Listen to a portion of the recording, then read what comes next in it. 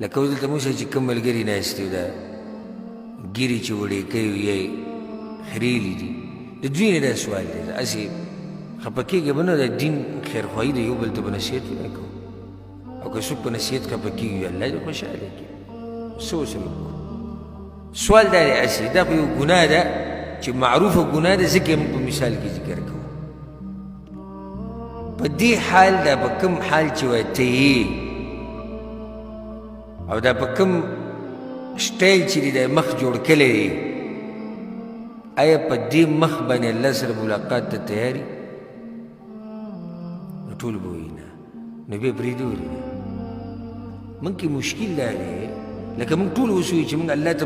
په دې حال کې د کوم حال کې چې ملاقات ته تیار نه یو څوک تیار دی نه دی تیار نه یو حالات نه بدله یو داسې حالات که که نه